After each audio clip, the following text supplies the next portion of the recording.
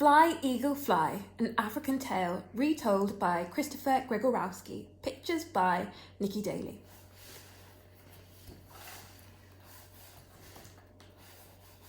A farmer went out one day to search for a lost calf.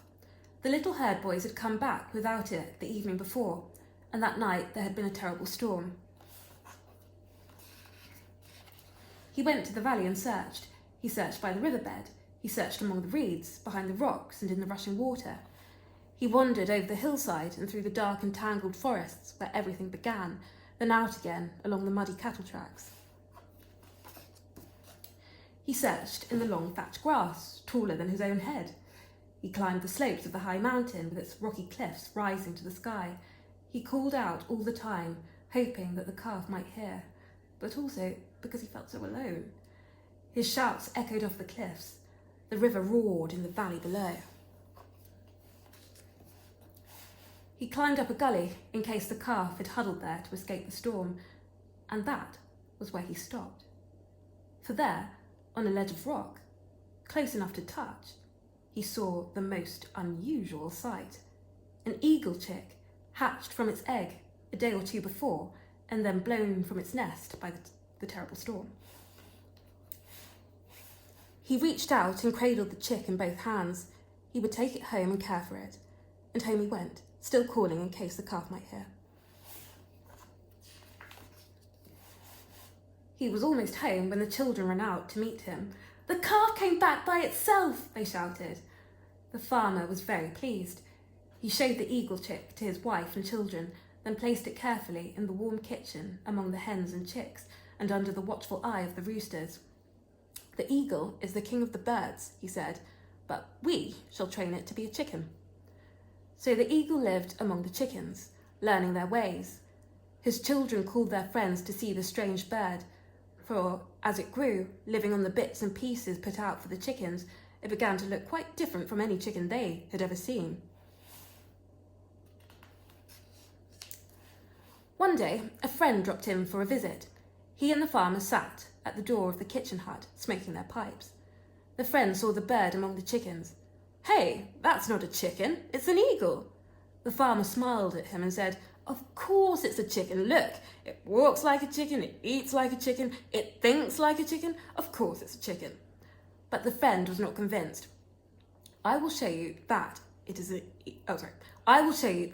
eagle," he said. "Go ahead," said the farmer.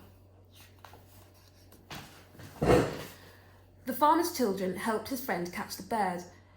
It was fairly heavy, but he lifted it above his head and said, "You are not a chicken, but an eagle. You belong not to the earth, but to the sky. Fly, eagle, fly." But the bird stretched out its wings, as the farmer and his family had seen it do before, but it looked about, saw the chickens feeding, and jumped down to scratch with them for food. "I told you it was a chicken," the farmer said, and he roared with laughter. Next day, the friend was back.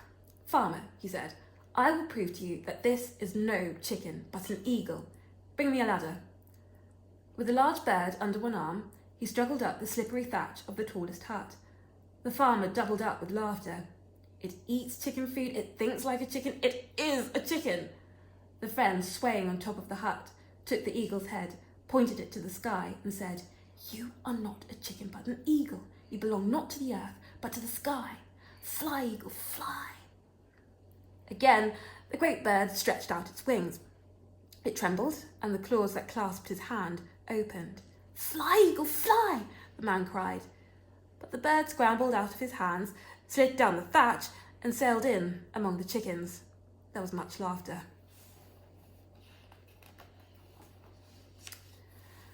Very early next morning, on the third day, the farmer's dogs began to bark. A voice was calling outside in the darkness. The farmer ran to the door. It was his friend again. "Give me one more chance with the bird," he begged. "Do you know the time? It's long before dawn. Are you crazy? Come with me. Fetch the bird." Reluctantly, the farmer went into the kitchen, stepping over his sleeping children, and picked up the bird, which was fast asleep among the chickens. The two men set off, disappearing into the darkness. "Where are we going?" asked the farmer sleepily. To the mountains where you found the bird. And why at this ridiculous time of the night? So that our eagle may see the sun rise over the mountain and follow it into the sky where it belongs. They went into the valley and crossed the river, the friend leading the way. The bird was very heavy and too large to carry comfortably, but the friend insisted on taking it himself.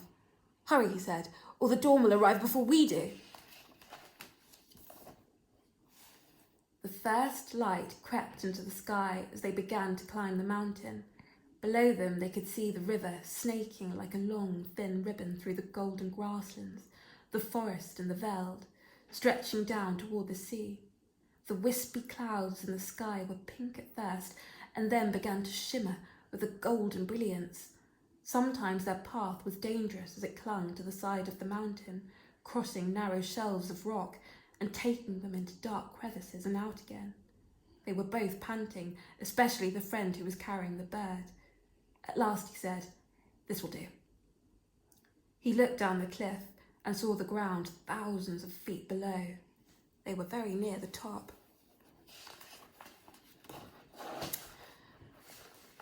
Carefully, the friend carried the bird onto a ledge.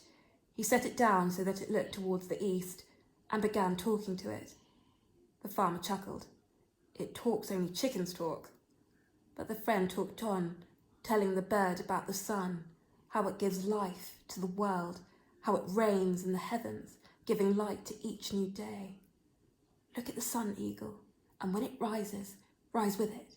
You belong to the sky, not to the earth. At that moment, the sun's first ray shot out over the mountain, and suddenly the world was ablaze with light.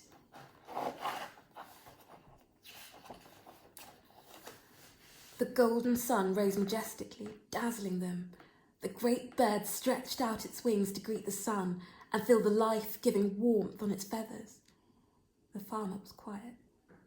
The friend said, "You belong not to the earth, but to the sky. Fly, eagle, fly." He clambered back to the farmer. All was silent. Nothing moved. The eagle's head stretched up, its wings stretched outwards, its legs leaned forward as its claws clutched the rock.